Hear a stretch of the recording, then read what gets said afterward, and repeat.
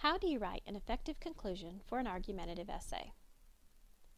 In this lesson, you will learn to write a compelling conclusion paragraph by summarizing how the most important evidence proves your claim. Here's our prompt. We've been answering the question, what kind of people were the Crafts? We've been gradually moving through the writing process with our essay. We started this whole process with a close reading of the text.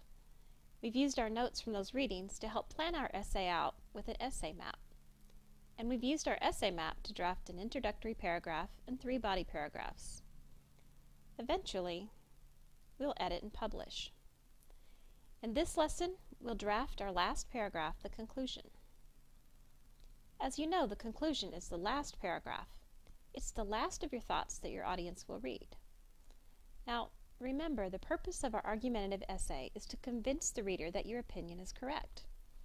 To meet that goal, the conclusion paragraph needs to be powerful and leave your reader thinking that you were right. After all, we've worked really hard on crafting this piece of writing, so we want to finish strong so that our essay doesn't fall flat at the end. These are the steps we'll follow. First, reread your draft, asking, what evidence is the strongest? Next, restate your claim and most important evidence. And third, explain how the evidence works together to prove your claim. Step 1 is to reread what you've already written, looking for the strongest evidence. So here's my draft. I've reread it, and now I'll zoom in on some of the portions so I can think about what is my strongest evidence. I'll be focusing on my 3 body paragraphs. Here's my first paragraph that I wrote in the last lesson about how the Crafts faced dangerous situations. My evidence for that was that William saw his boss and that Ellen knew her seatmate, that neither one of them panicked but stayed calm and went through with their plan. Let's look at my second paragraph.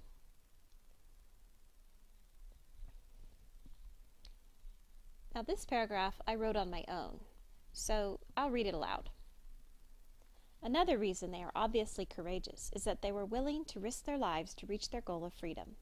The text states that their journey was fraught with narrow escapes and hard-in-the-mouth moments that could have led to their discovery and capture. The Crafts chose to face the risks even though they knew they were risking their lives. Slave hunters found them 2 years later, and they had to flee to England. This shows that they were being hunted and could have been captured at any time along their journey. Taking this risk may seem more reckless than courageous, but the Crafts were desperate for freedom. William referred to slavery as a deep and horrible pit of misery. So this paragraph was about the fact that they were willing to risk their lives. My evidence was that slave hunters found them 2 years later, and that they could have been captured at any time.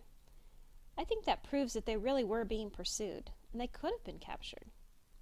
So let's look at my third paragraph. Another reason is the fact they returned to the U.S. after 20 years. They started a school for newly freed blacks. They could have remained in safety in England, but chose instead to come back to help others. Some people may think it was safe now that there wasn't slavery anymore, but it was still brave to come back to the place where they had suffered. So this paragraph was based on how the Crafts returned to the U.S. My evidence of their bravery is that they were living free in England and could have remained in safety, but they came back to help others.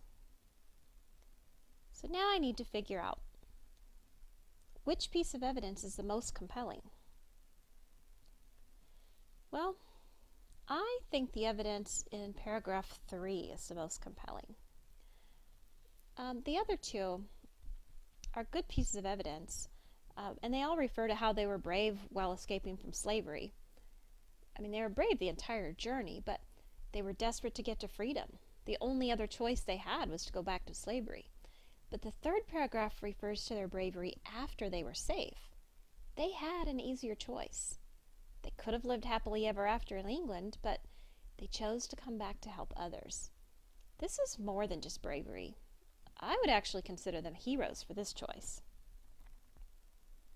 So now that I've identified my strongest evidence, I'm ready for step 2, which is to restate the claim and the most important evidence.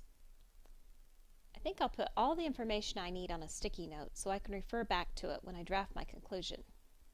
So my claim is that the Crafts are brave, And my most important evidence is that they returned from England and they started a school for newly freed blacks.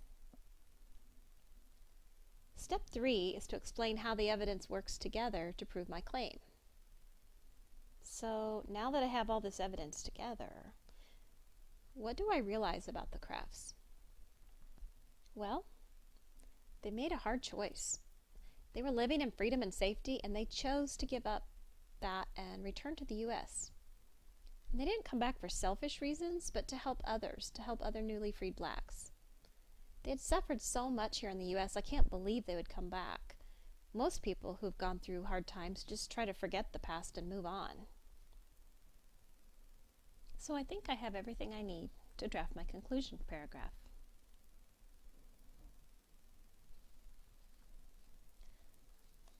I also want to include some of the other evidence as well, though. I want to make sure my reader remembers all the suffering they went through, so that coming back to the same place seems a little more impressive.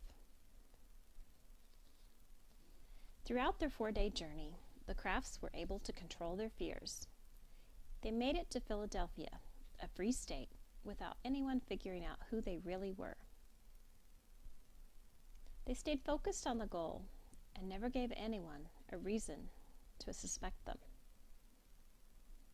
The Crafts were indeed brave people who accomplished an unbelievable escape in plain sight. The extent of their courage is even more evident in their return to the United States. Many people who encounter impossible hardship spend the rest of their lives trying to forget it. Yet the Crafts returned with a heroic commitment to help others.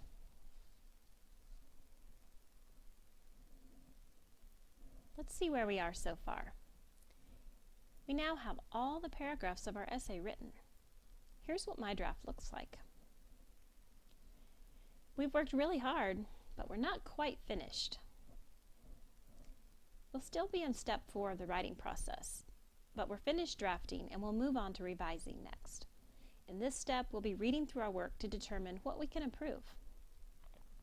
Here are the steps we followed. First, we reread our draft asking what evidence is the strongest. Next, we restated the claim and the most important evidence. And last, we explained how the evidence worked together to prove the claim. In this lesson, you have learned to write a conclusion paragraph by summarizing how the evidence proves your claim.